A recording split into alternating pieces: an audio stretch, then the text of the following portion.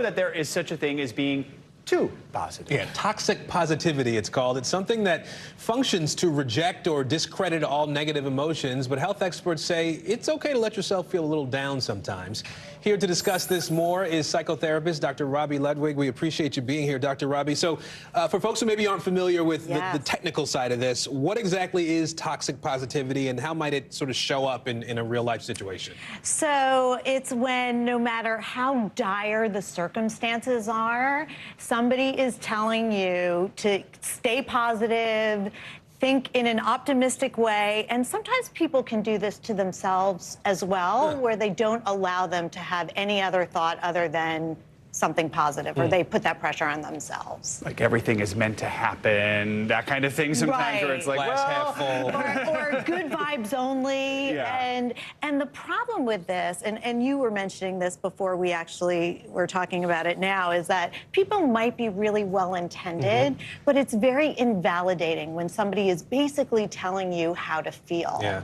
And it's great to feel happy and it's great to be optimistic, but we really need all of our feelings. And it's important to give ourselves permission to feel sad or hurt or upset and not be talked out of it because it feels invalidating or unempathic. Yeah.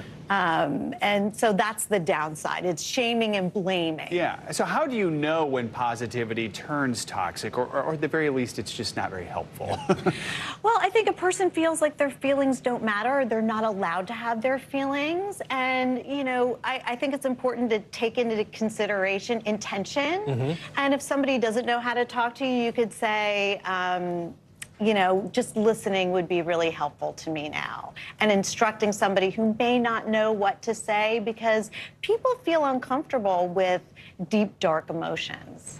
And it's a way of avoiding those emotions, but it's not very helpful in the moment. Yeah, I've had to say to people before, you know what, I just want to be mad right now. Just Yeah.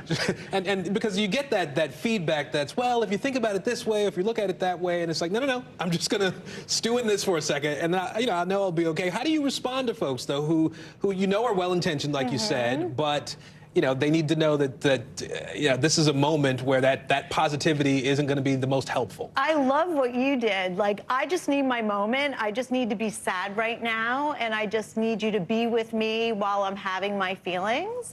Or you could say, thank you so much for trying to help me. I just need you to listen and be supportive.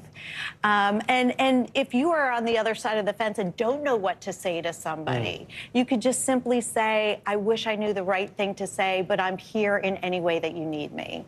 And I guess, I mean, for people who are positive all the time, I mean, we want to get real quickly a message to them too, right? That it is okay to feel. You don't want to suppress some of these dark feelings because that they can get buried then sometimes, right? But with emotions, it's a journey. Yeah. So you need to allow yourself to feel sad, mad, hurt, and then you work towards feeling as good as you want to feel. And I think that's the message. We could work towards that, but in order to get there, we need to acknowledge that all of our feelings have value, and they're there to help us survive and thrive. All right. Psychotherapist Dr. Robi Ludwig, thank you so much. Thank you. Well, did you ever wonder